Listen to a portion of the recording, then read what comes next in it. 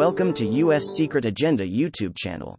While tensions rise in Ukraine after the invasion of Russia, shipments to the region continue. At the same time, the moves made by Russia today are in line with the war that Russia launched to the whole world just before the invasion. The crisis line between Russia and NATO has intensified in recent days. It was clear intimidation that Russia began invading Ukraine while ignoring the North Atlantic Alliance. Thereupon, NATO settled on the Ukrainian border with hundreds of thousands of soldiers and military equipment. In particular, the leading role of this settlement has been the USA.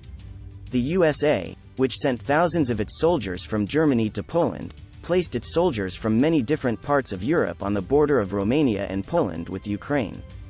The post-Cold War US military was in Europe with such a large crowd for the first time, and this increased Russia's precautions. NATO Secretary General Jens Stoltenberg said in a statement that significant forces were deployed along the eastern flank of the North Atlantic Alliance and were on alert. Stoltenberg stated that this force includes 130 warplanes and 200 warships, as well as thousands of military personnel. After these statements, experts stated that the North Atlantic Alliance has now pressed the start button. The majority of this dense contingent of the North Atlantic Alliance consists of U.S. naval ships and warplanes. One of the clearest examples of this is that the USS Harry S. Truman settled in the North Aegean after the crisis in the Straits and decided to protect the Straits against Russian ships that would pass through the Straits. USS Harry S. Truman led Exercise Neptune Strike 22 in the Mediterranean just prior to the invasion of Ukraine and demonstrated strength with Allied warships in the region. At the same time, the USA has passed more than 10 missile destroyers to the Black Sea in the last 2 months. After NATO's largest combat exercise in the Black Sea last year, the US already had a large number of warships in the area. The reason these warships came to the Black Sea was primarily to protect the coastline of NATO allies, which is a neighbor of Ukraine. There were lively hours in the Baltic Sea as well. It is known that the USA currently has at least 2 warships in the region. These warships instilled confidence in the Baltic countries in the region against Russia by conducting joint exercises with Germany's 2 warships on March 11.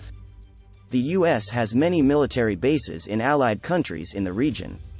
The United States had deployed its own soldiers to many military bases in the Aegean, with the agreements it made with Greece last year.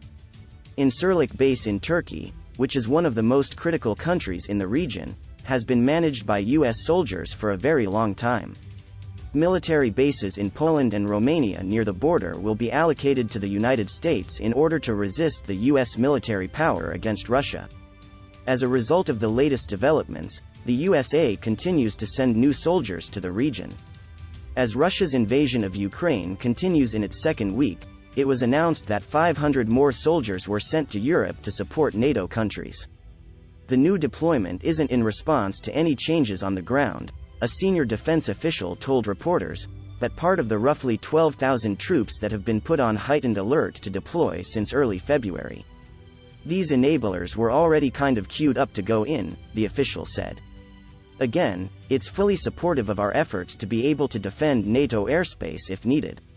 To comprehensively count the number of soldiers included in this shipment, an unspecified number KC-135 Stratotankers to Spangdahlem, Germany with 150 airmen from Fairchild Air Force Base in Spokane, Washington. Air support operations to Romania and Poland with 40 troops from Fort Stewart, Georgia. 300 soldiers from an ordnance company out of Fort Bragg, North Carolina, and a maintenance company from Fort Stewart, Georgia to support 1st Armored Brigade Combat Team, 3rd Infantry Division, who left for Germany beginning Feb. 27. The 500 troops are part of a commitment of 7,000 that the Defense Department announced on Feb. 25. The move brings the total of U.S. troops activated to support NATO countries, or specifically as part of the NATO Response Force, since February to 14,000. They are spread out from Estonia at the northern end of NATO's border down to Romania.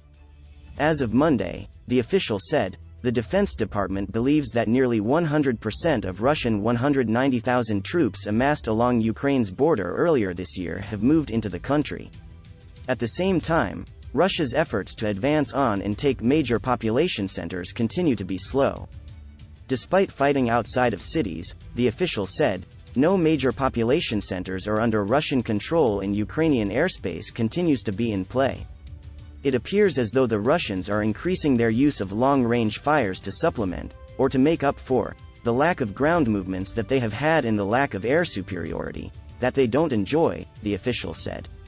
Russia has launched more than 625 missiles, the official added, including some aimed at civilian infrastructure and residential areas. And then on the convoy, I don't have an update for you, the official said. We believe it's still stalled, still not moving, and that it was principally designed as a resupply convoy. There were some combat elements in there, but again, the convoy is not going anywhere, and it hasn't gone anywhere, significantly over the weekend.